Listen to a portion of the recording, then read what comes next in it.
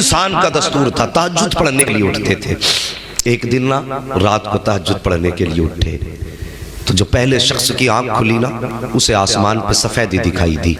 گھڑیاں آج ہیں، اس وقت گھڑیاں نہیں تھی، 800 سال پرانی بات کرنے لگا۔ وہ آسمان کو دیکھ کر کے وقت کا اندازہ لگاتے تھے۔ آسمان پہ سفیدی پھیلی، اس کی آنکھ نکلی، کہنے لگا افسوس آج تہجد کی نماز قضا ہو گئی۔ جیسی وہ اٹھا دوسرا اٹھا، اس نے بھی سفیدی دیکھی، اس کو بھی یہی احساس ہوا کہ تہجد کی نماز قضا ہو گئی ہے۔ اب آگے بڑھے، چوراہے پہ پہنچے، کہا کیا بات؟ کہا افسوس آج تہجد کی نماز چھوٹ گئی۔ کہا کیوں؟ کہا دیکھتے نہیں ہو صبح صادق ہو گیا ہے، صبح صادق طلوع ہو چکی ہے، یہ روشنی صبح صادق کی ہے، اب تہجد کی نماز نہیں پڑھی ہم نے۔ وہ دونوں باتیں کر رہے تھے، لوگ درجہ بدرجہ ترتیب بترتیب اٹھتے رہے، باتیں کرتے رہے۔ گھر سے نکلے مسجد کی طرف، جب مسجد کی طرف آئے نا تو راستے کے اندر اللہ اکبر میرے غریب نواز آپ کے والد گرامی سر سید غیاث الدین رحمت اللہ کی تعالیٰ علیہ سے ملاقات ہو گئی۔ غریب نواز کے والد گرامی سے ملاقات ہو گئی۔ آپ نے لوگوں کے چہرے دیکھ کے کہنے لگے بات کیا ہے؟ کہنے لگے حضرت جی کیا بتائیں، آج تہجد کی نماز نہ مل سکی۔ کہا کس لیے؟ کہا دیکھو فجر طلوع ہو چکی ہے، آسمان پر سویرے کے نشان نظر آ رہے ہیں، یہ سفیدی ہے صبح صادق کی ہے۔ آپ مسکرائے، فرمایا ابھی فجر طلوع نہیں ہوئی ہے۔ کہا حضرت جی اگر فجر طلوع نہیں ہوئی ہے تو بتاؤ یہ آسمان پہ سفیدی کیسی ہے، یہ روشنی کیسی ہے؟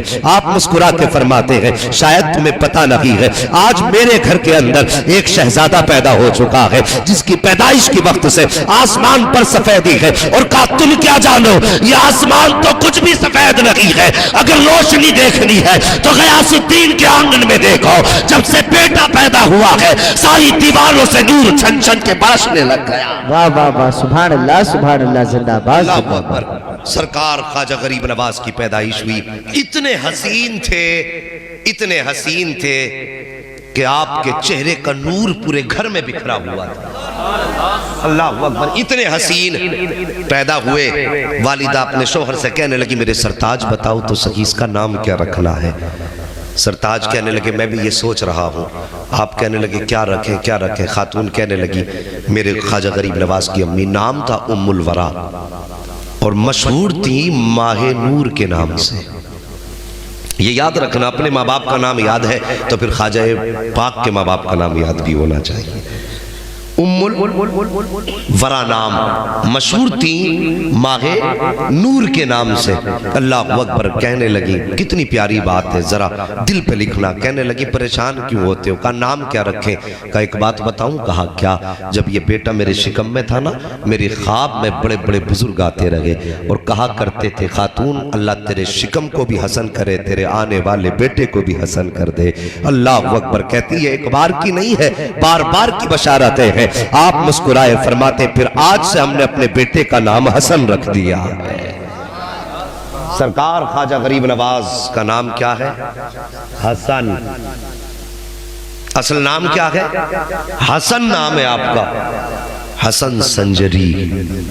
اللہ اکبر، وقت بدلا، وقت گزرتا گیا، باپ سے اپنے قرآن سیکھا آپ نے، اور قرآن اتنے خوبصورت لہجے میں پڑھتے تھے آپ کہ جب آپ قرآن پڑھتے تھے تو ہوائیں تھم جایا کرتی تھی، پرندے ٹھہر کر کے آپ کی تلاوت سنا کرتے تھے۔ اللہ اکبر، عمر شریف 14.5 برس کی ہوئی، باپ کا سایہ سر سے ہٹا۔ اور یاد رکھنا لوگوں، جب اللہ کسی کو رتبے بلند دیتا ہے نا تو پھر بچپن سے آزمائشیں بھی دیا کرتا ہے۔ 14.5 سال کی عمر شریف والد کا انتقال ہوا، وراثت میں آپ کو ایک پنچکی ملی اور ایک باغ ملا۔ آپ کیا کرتے تھے نا، باغ میں آپ بیٹھ جاتے، کام کرتے رہتے، قرآن پڑھتے رہتے، آپ جھوم کر کے قرآن پڑھتے بیٹھ جایا کرتے، پرندے آتے قرآن سنتے۔ کئی بار ایسا ہوا کہ سرکار غریب نواز 14.5 سال کی عمر کے بعد 15ویں سال میں چل رہے ہیں، قرآن پڑھ رہے ہیں، کیا دیکھتے ہیں باغ میں خود بخود صفائی ہوتی جا رہی ہے، خود بخود پنچکی چلتی جا رہی ہے۔ کئی دن ہو گئے دیکھتے دیکھتے، ایک دن غریب نواز کے دل میں خیال آیا، معین آپ کہتے ہیں حسن ذرا دیکھ تو سہی یہ پانی کہاں سے چل رہا ہے، یہ چکی کیوں گھوم رہی ہے، آخر کون ہے جو باغ میں صفائی کرتا ہے؟ पत्ता टूट के गिरता है, इससे पहले उठा लिया जाता है।